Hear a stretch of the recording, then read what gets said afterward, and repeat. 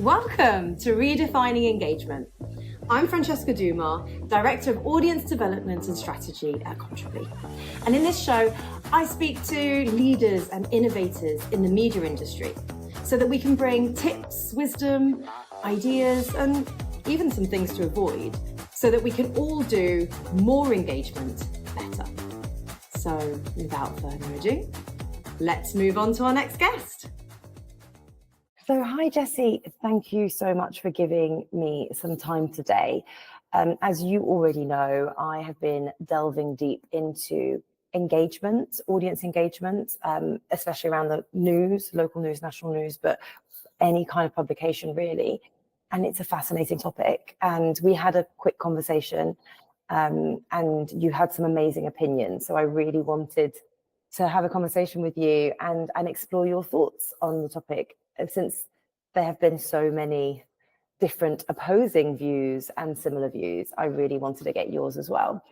So how about, would you mind sharing like who you are? Tell me a little bit about your background. Yeah, definitely. So I'm Jesse, or Jesse is in Dutch, Jesse Beentjes. For 1.5 years, I've been an independent journalist and editor on the one side, and on the other hand, like a newsroom strategist and in a way consultant, even though I don't really like that word. But I have a background in local news reporting and financial opinion editing. I used to work for Het Parool, which is the local newspaper in Amsterdam, on several positions, the latest one being the head of the opinion section in the newspaper, which is in a way like one of the legacy ways of communicating with your audience. Like it's like the closest thing to audience engagement I think you would get, and like a legacy medium before everything with the internet started. But I also worked for the Dutch Journalism Fund for 2 years, which is like a state-run independent, so it's funded by the state, but it's an independent fund investing in newsroom development, innovation for journalists, capacity building, knowledge building, these kind of topics. And I have that now all combined in my like day-to-day practice. I'm writing and editing most, I think I want it to be half of the time, but it's mostly 25% of the time. And then for the rest of the time, I'm working with mostly local newsrooms all around the Netherlands, both public and private. But I'm also slowly looking to other newsrooms or even single journalists to work with them, see like what's possible, how I can help them. And I'm also in the process of founding a new foundation with 2 other Dutch journalists for like knowledge sharing among journalists themselves. So not have like their bosses talk, but have them talk themselves about topics in journalism and problems around it. So that was briefly, I tried to be briefly about me. What a breadth of experience you have. I love the fact that you've gone from newsroom to almost consultancy in a way. What do you think, in your opinion, is the biggest challenge that you've been seeing in the industry of late? Wow. There are a couple of them, but I think the biggest challenge has 2 parts, and I think there's too many people in journalism, not enough money. Mm-hmm. And that is, I mean, that journalists don't like to talk about money and don't like to talk about business because it's such an important part of most of their identity that you know, money is the boring part.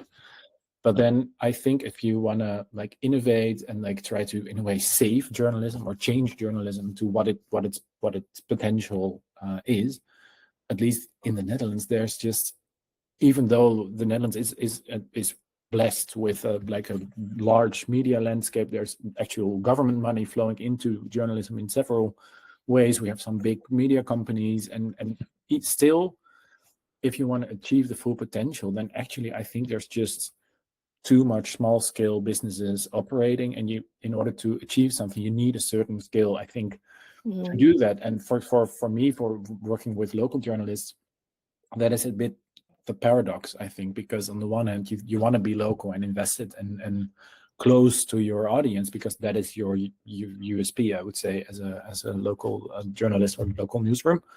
On the other hand, if you want to like build on like something more sustainable and also try to experiment with other ways for growing your brand and doing your public interest task, because that's what we're talking about here, then you need a certain financial skill. And in order to have that financial skill, you need to search for ways to scale up. And I think that discussion, for me personally, that is the discussion that I want to have with people. And I think lots of journalists are not ready for that discussion and find it awkward, I would say.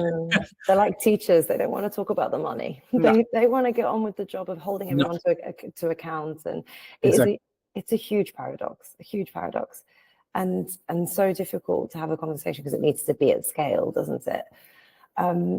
And I guess, but one of the pieces around that of diversifying the revenue is engagement.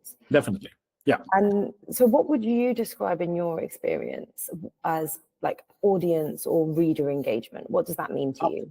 In a way, I think that it has several parts of it. I think I like to think, and it's a bit, I don't know, it's a bit cold to say so, but I like to think about journalism as, in a way, as a product with a consumer and someone who has something to offer. And if you look at that, then there's a transaction going on. And I think historically it's always been, we, the journalists, we can, we will tell you what the world looks like, and we will explain it to you, and we will say, this is important, that's not important, this is what you need to know, these are the facts, these are not the facts.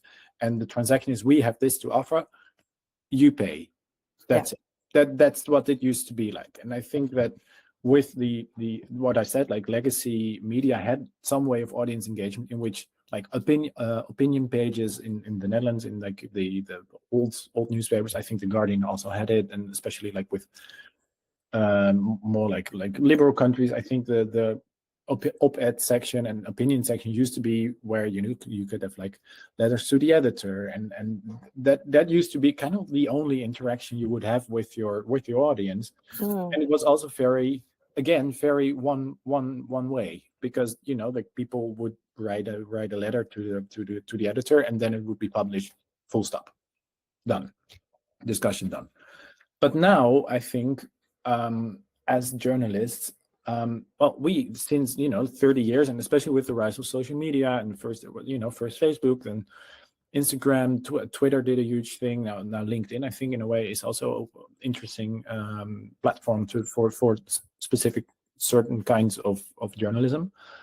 People don't need the journalist anymore to explain them what the world looks like and what is important, because if they want to know, they will Google, they will they will search for it. So in that sense, the role of the journalist is slowly changing from the teacher to, I think, more the facilitator of a in a way like a civil discussion about what is important, what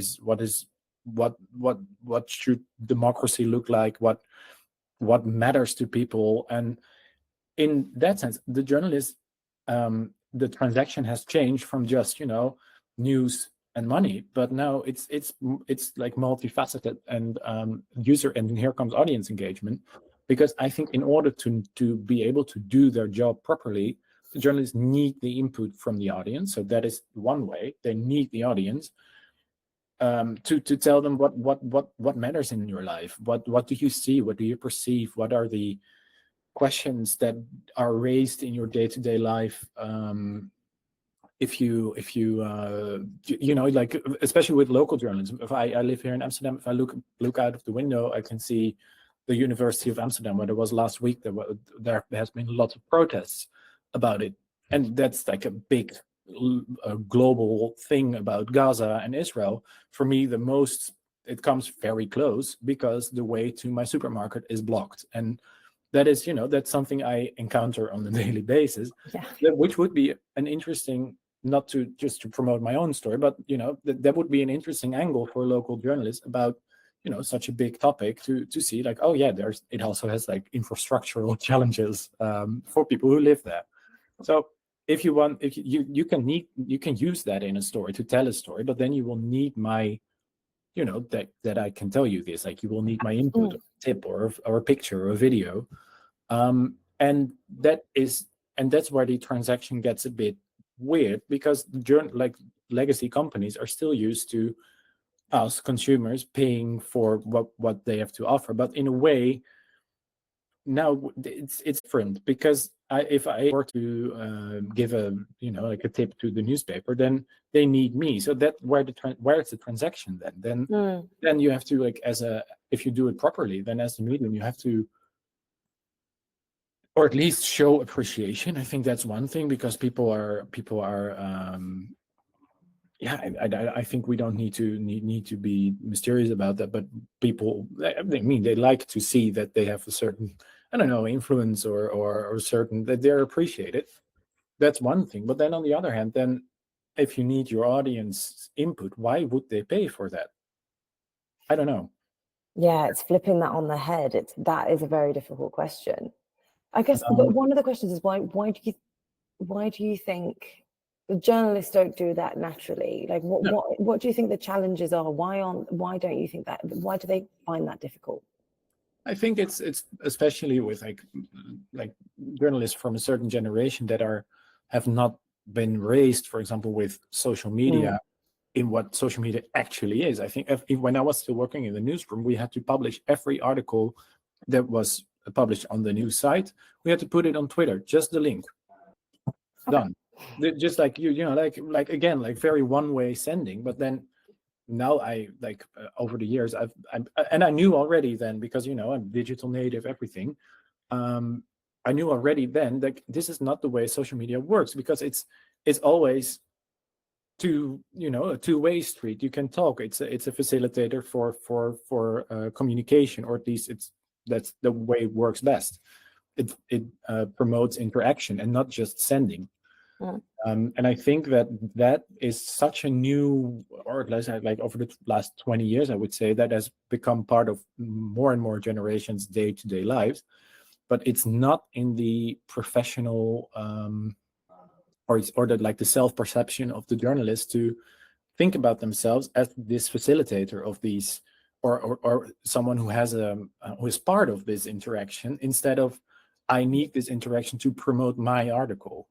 So I think that is something, and I think it is changing in the way we like students are being educated, and journalists are trained. But still, the people who make the policies, and the people who this is my personal view, but I think they still don't fully understand what it actually means to be in a digital environment as a journalist, which is so different from what it used to be. And I think that idea hasn't landed quite yet. I think that's a challenge. Because there is the challenge, but one of the things that I'm always playing around with is this idea of, like, what does this audience engagement, the strategy behind it, actually deliver on? Like, why should news brands be engaging? Because if you understand the why, then you're potentially more likely to think about the how. So in your opinion, what is that delivering on? Well, I think it depends. Do you want to know what it could be, or what it mostly is? Oh, I'd love to know both. Yeah, well, I think, like, I think there are some exceptions. I think, like, that internationally, like, you used to work for The Guardian. I think the way The Guardian uses, like, pictures, these kind of as like an act of journalism, which becomes part of their content and their editing process. That is very smart, I would say. And I think there are some examples where like user engagement becomes part of the daily newsroom routine. But I would say that still, in like 90% of day-to-day routines in a newsroom, or from individual journalists, the why is still, I need a stage to promote my piece. I need readers. I need members. So sending it out, instead of looking what the potential is of actually the platform that you have, which is not a stage audience situation. It is a marketplace. It is like a weird, chaotic situation in which, like, you can talk in both ways. And if you if you look at that and think like, oh, this is actually such a valuable source of information on the one hand, so information about maybe also communities that you don't necessarily understand or encounter on a daily basis, or if you are, I think for me as a journalist, curiosity is the reason why I choose this job. So it can feed you in your curiosity in the one hand. You can use it in your day-to-day life. You can promote your articles if you know how to do it well and like get the audience in a way.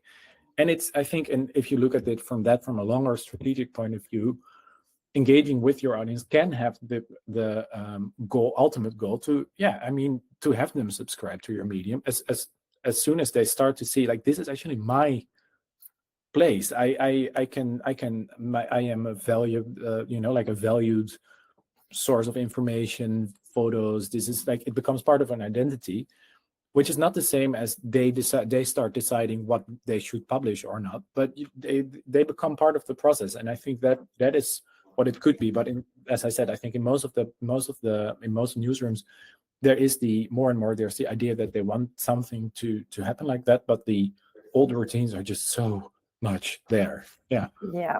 It is. I totally agree. It is so important that we remember we are talking about humans at the end of the day. Everybody's experience is different. I always say we're in a world now where there is more ways of communicating than ever before, yet we don't necessarily feel listened to. And if we are expecting people to be spending money actually like engaging with us, well, we need to create a way for them to feel valued. And that's the important bit. You're not going to come back if you don't feel valued. Yeah. And in a way, I think like if you do like user or audience engagement well, it becomes it's a very empathetic deed, I think, to do. To like, and I maybe like legacy journalists don't like to think about themselves as very empathetic people, but I think if you like listen and in a way like see your job in a way as a service and in a way like helping your audience to understand the world that they live in, or even address topics or problems that they encounter in their lives. If you do that well, that's a very humane thing to do. That is nice. I find as a journalist, you're naturally quite suspicious, I would say. Yeah.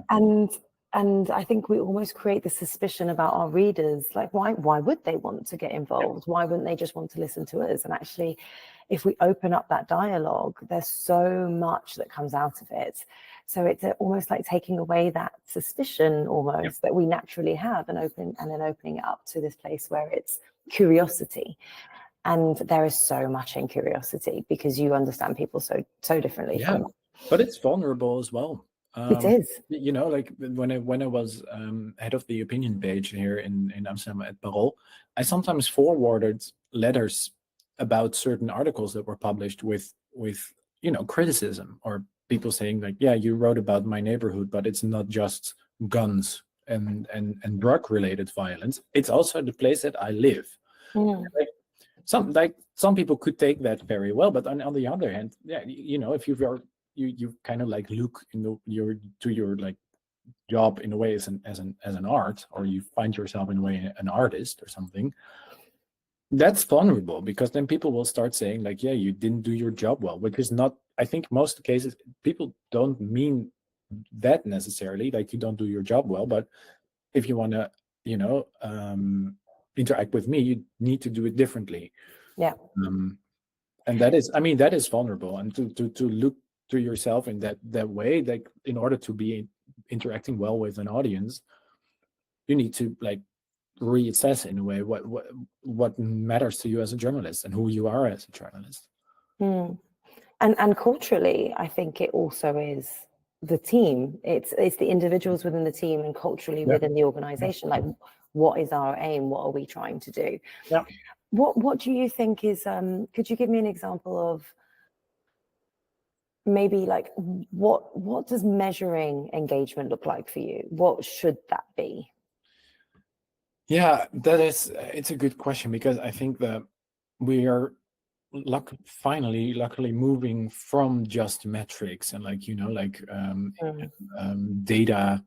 We're moving from data driven to data informed. But then I think metrics are part of it, because you need some way of showing the way you are interacting. You can have sometimes some newsrooms have these daily newsletters to the people who work there, so these are the top most read stories. But then you now also have these are the highest interaction rates on social media. That is one thing. I think that is nice, but it's still very dependent on social media. I would say, for example, if you have a weekly call as a local medium for a show. I was thinking actually here in Amsterdam, I know that in the newsroom I used to work with, we always had a shortage of stock photos of the city. Yeah, something that you could use. If there's boring news about, or not boring, but just some very normal news about something which covers the entire city, you don't want the same pictures of the same canal houses all the time, but you actually want to see different parts of the city. And I was thinking, well, that's expensive, making new stock photos for a medium. But if you would ask your audience, could you help us out here, and then actually show, give reports back to the audience, we used your stock photos with this and this and this image, they engage with it. It's a nice, and they will maybe be motivated to give more, do it again. And then also, that's something you can also show to funders or investors, or see oh yeah, we engage with our audience in more than just talking to them, but we give them something back. And also I'm now thinking, I'm actually experimenting with just keeping track with an audience clicker. How many people did you talk to in a week, and report on that? I love those examples. I feel like the stock photo, it just makes so much sense. We found that 51% of people who have their image or their story published are more likely to come back and become loyal to that brand. Yeah. And something so small like that makes such a huge difference. It just makes so much sense. And it's also because it's stock photos, so there's, I think, with user generated content or audience engaged content, you always have to be very careful of not stepping into the professionals boundaries or something, because I can imagine that if you are a professional photographer who is already struggling to pay the rent in this really expensive city, you wouldn't be really enjoying seeing only user generated content all the time. But on the other hand, if you make it more specific, you say okay, these are we have good photographers to take portraits of people, or for real street photography, or these kind of topics, and then we use stock photos. We would always use from a big database. So that's not a personal thing. So instead of using a very big unpersonal database, you can use your audience in a way as a database for knowledge and vision. And 100%. Farmers Weekly use their audience's photos as part of their social media, their Instagram, and they get 3 times more likes, comments, and shares when it's an editorial, when it's an actual person's photo versus a stock photo, and it makes such a difference. It does. And I also saw that here in the Netherlands, it's not journalism, but there's this shared car brand that I use a lot. It's called My Wheels, and they're really good. They have good social media strategy. It's always very on brand, I think, and because it's kind of low key. It doesn't look, everything is not professional, but they use emojis, and it's actually well done. And now I saw that they had a call on Instagram asking for, okay, so instead of using very professional photos of our nice cars in nice streets, we want your fuck up photos, how you are eating behind the wheel, and because we want to show the real deal. And I was like, yeah, I don't I'm not a big photographer. I don't take pictures that often, but I can imagine that it's actually something you would very easily do if I'm renting a car this afternoon, and like maybe when I have a coffee, I might take a photo of it, which is, I think, such a smart thing, because right? I definitely would. I'd be the first person Right? dripping all the coffee over me. And Yay! I walked into the car and it's gone everywhere, and I'm going to have to clean it now. Like, I totally agree. And in your experience, what would you say are the strategies that you found most effective when engaging audiences? I think there were some really good examples during COVID, actually. I was then working with the Dutch Journalism Fund, and we were investing in local public broadcasting in the Netherlands.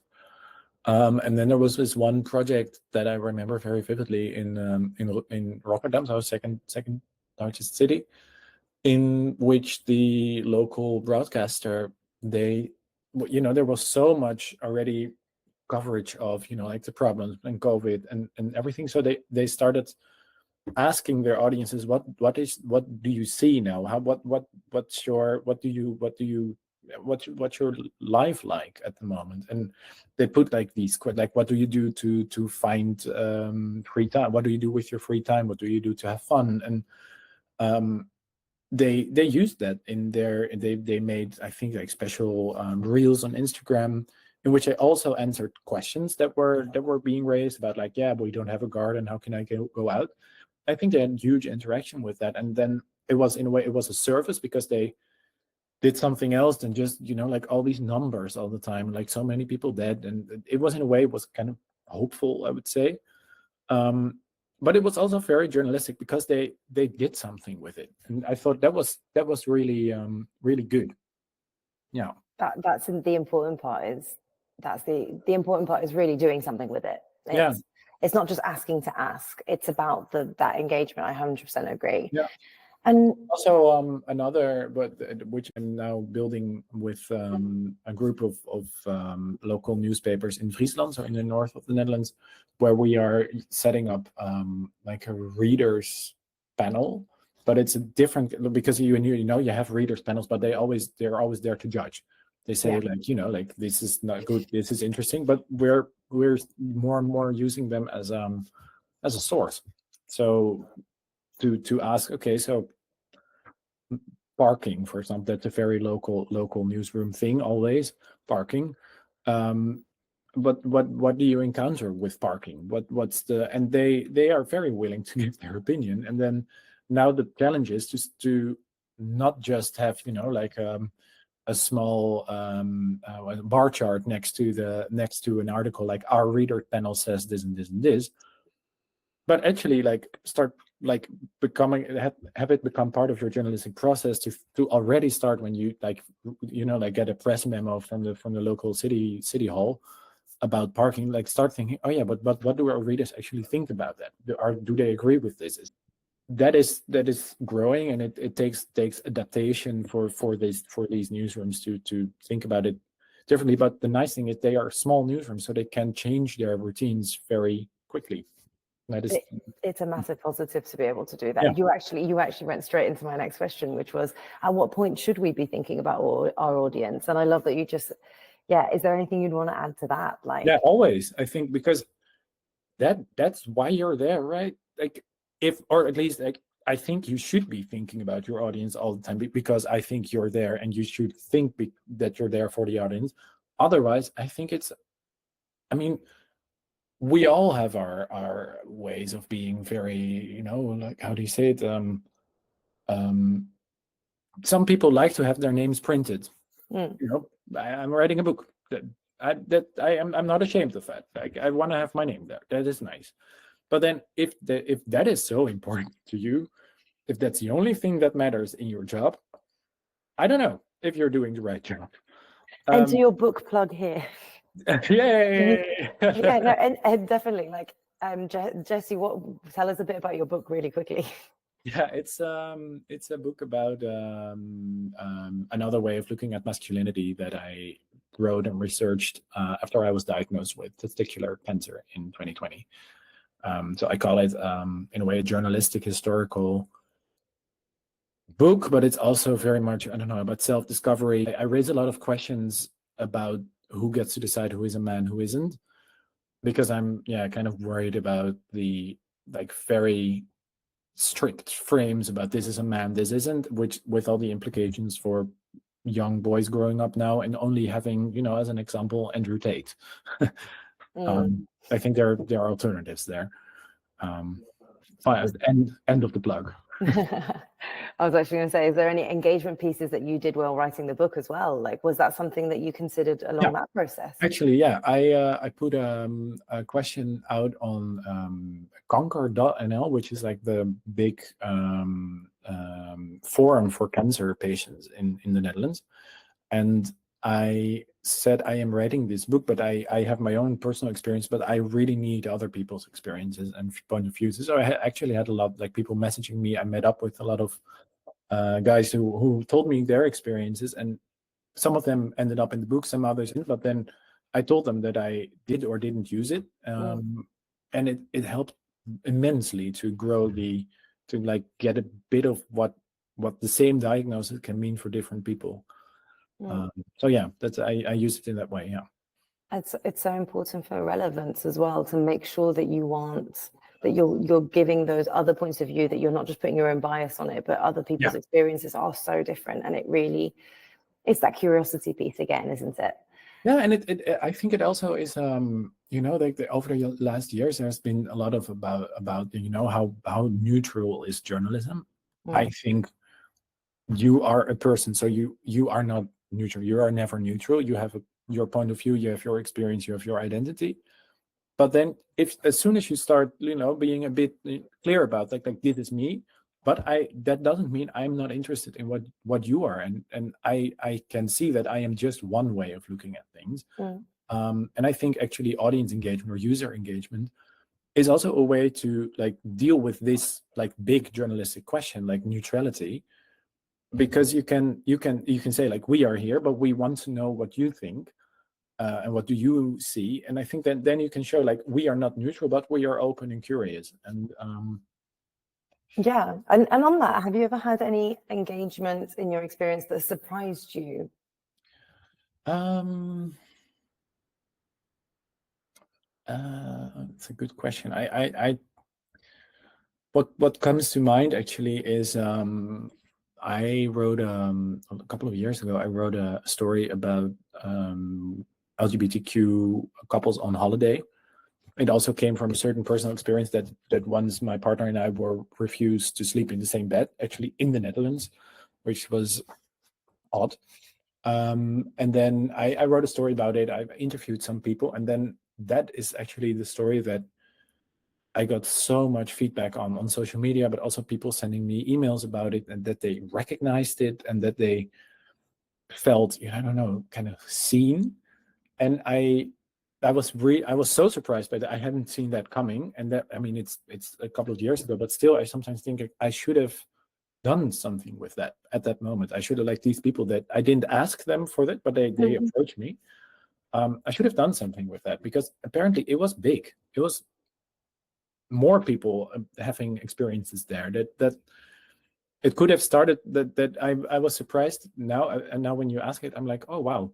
That was actually surprising, and also it wasn't structured interaction in that sense. It was just emails and responses on social media.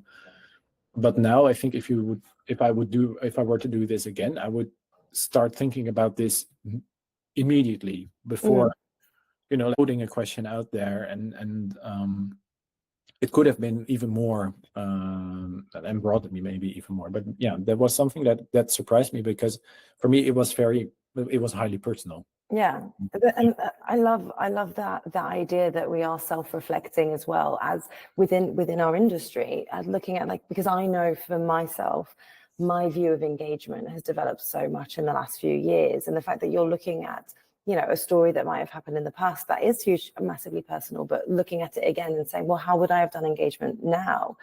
Is a huge piece to that. And another piece to that engagement is also the technologies that we use. What role do you see technology like AI, for example, or data analytics play in audience engagement efforts? Like, what do you see there? Well, I think there are multiple. I mean, there are, like you have chatbots and you have like these kind of ways. I struggled with a chatbot recently a lot to get a package delivered to a friend. It was very bad. So that's something that you see happening for like AI and user engagement or like customer engagement, that I think if you do it like that, you don't take your customer seriously. You're really losing me there. But for journalism and newsrooms, I think that technology is still considered as in a way as something scary. I'm working with a local newsroom at the moment, and they are trying to achieve a certain the information management system. So in which they can see who are their sources, what are the stories they are talking about, what comes in, what goes out, and who gets assigned a task. They did a lot. They actually went through an entire like design thinking process before I came in. And the result of that process was, well, the system that we're looking for, it just doesn't exist. So we'd better use what we're doing now, which is like all different kind of like Google Doc here, Asana, I don't know, like these kind of things. But we have to do it consistently and write down the workflow. And I think that, for example, for AI and these kind of things, I would like for newsrooms also to cut the time doing all these different systems. I would like for AI to fulfill in a way this particular problem that someone has to manage all the systems. It would be cool if AI could manage it, and I see that there's being experimented with that also in the Netherlands.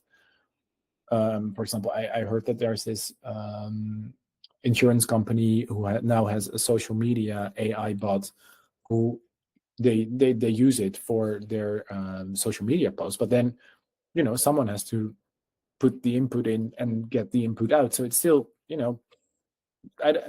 for that I think that works, but that there's still so much to promise. And I think that when you look at like user engagement and the like DMs in Instagram, emails, people sending things on LinkedIn, sometimes even written letters, someone has to manage it. You have to, it's coming in, and with what I said before, not enough people, not enough money, or well, then that it's always choosing between, do you prioritize making new content or managing what comes in? And that, I think that technology has a role to fulfill in this, and I'm really for example, your initiative, I'm really happy that that's there. Actually, I was very, very surprised when I found out. I was like, oh, this actually exists. This is nice. And there are some more examples, I think, of like good software being developed. But then that's one thing. And then on the other, there's the newsroom, who is so much part of the daily news routine that you don't have time learning a new system. That's the challenge again. So yeah. I think I agree. There are the technologies are trying to get there. It's matching up that culture within the newsroom.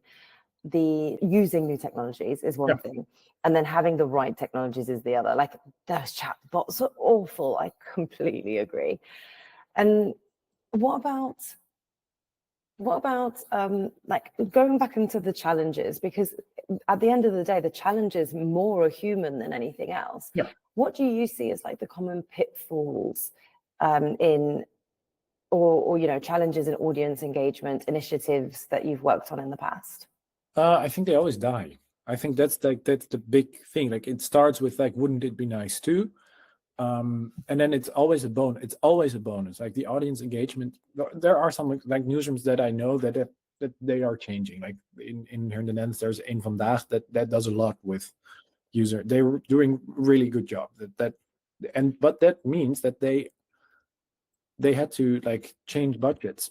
Like, instead of audience engagement being something extra, which I know, for example, lots of like local newspapers that want to do something with audience engagement, but it's always a temporary thing, because at the end of the day, we need to publish a newspaper, or we need to publish an online newsletter, or we need to make a talk show, or so I think that's the biggest pitfall. Like, it starts with enthusiasm, and then sometimes it is a success, but someone has to run it, and it might mean you have to stop doing something else if you're limited in budget and time. There definitely needs to be a strategy behind it. It can't just be a one-off initiative. And I think that's something that I struggle with so much, working with different media brands. How do we not only create that culture within the newsroom, but also the bigger picture? When you're talking about policymakers or the people, leaders within those newsrooms, know them understanding the why at the end that allows them to continue it and make it a sustainable activity. I think because the loop needs the loop. Exactly, it needs to come from somewhere, obviously. But I think actually the chance for that to succeed, for that change to happen, grows and grows, as long as you are, as a reporter, or as a newsroom, as a medium itself, learn how to report differently on the impact that you make. Show it. And I think, like, if you can show, what we talked about before, what user engagement or audience engagement can actually do for your brand, then I think it's a no-brainer to change to. But then you need to show that, because otherwise, like, people who are so stuck with the old ways, they need to see it before they believe it, I think. And so I think that's also a big challenge for people working with audience engagement at the moment, like showing making the impact, that's one, but then also showing it, and like being aware that you need to show it in order to make the impact. And it really helps, I think, to have real examples of when it's gone right, but also when it's gone wrong, so that we can help each other learn. Do you have any examples by any chance of, times where it's just gone wrong, or times where you feel like, oh wow, that worked really well? Well, I think like like a good example, like I said, like in Vandaag in the Netherlands does a good job. I also really like a Nu Jij, which is like a new.nl news site, which is like a news site, but they have they reopened the comment section actually, but now they have people who manage it, run it. They have likely they publish articles based on questions that are being raised in the comment section. So they have people actually reading it and reporting on it and showing what they've done with the input. I really like this, actually. For me, when I want to like check the temperature in the country about a certain topic, I read these comments, because they are mostly, I mean, you need to go through a certain process in order to be able to give your opinion, but they do a really good job, and that it's called Nu Jij, and they have actually a lot of people working on it. That's cool. I like that. But places where it's gone wrong, I think, I think that I don't really like to like criticize the industry, because I think people are trying their best. So something that we did, that I introduced when I was working at, I'll use some of my own, because I think it's nicer. But that I introduced when I was working as opinion editor, was when I thought, like, every day we have an opinion page in the newspaper, people pay for that, and there's like experts, and there's people from like letters to the editor. And then I thought it would be nice to have the end of the year, so like a New Year, like in Dutch you say old Year's Day, the 31st of December. I think it would be nice to open up the page entirely to the reader and like ask out online, what do you wish for the city, for Amsterdam, in the next year? What do you hope for? What are you looking for? Which in a way was nice, and then it was printed, and then it was done. Well, actually, now when I think about it, that's nice. It's like people see their name written, so you could in a way say end of transaction, well done. But I think no, that this is actually a moment where you can, like, in a couple of months, you could like do like a little looking back to what people were actually hoping, looking for, what's happened with these wishes. You could actually make stories out of it and use it in your like follow-up strategy in your newsroom. It would be really nice. And that, I think that was too limited from, and they're still doing it, and that's why I'm like, I think yeah, that would actually be such a good next step for them to start thinking beyond the one, because they actually the current opinion editors at Parole do a lot of these like small questions and asking out like, how do you encounter like high prices, or how do you feel as an expat, for example, in Amsterdam about loneliness, or like that's big questions. But then following up on them, that's the second part. And I think that's for this peculiar example, I think that would be a big step. I'm hearing two things that keep coming up, in my opinion. The first is the starting that conversation from the beginning and using the content. So what I'm hearing from you is use the content, like use. And then the second thing that I'm hearing is create the loop. Yeah. And so I guess my last question is like, if you had to name like the top 3 benefits of why you should be doing this, like, or if you're not doing it today, why you should start today, what are the 3 biggest things, biggest reasons you should be engaging with your audience so much more? Well, I think well, the first one it's fun.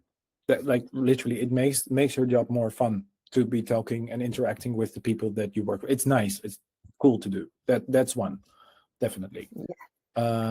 I think the most valuing conversations I had as a journalist were with people who read the stories that I wrote or have had colleagues written. Like that is one, definitely.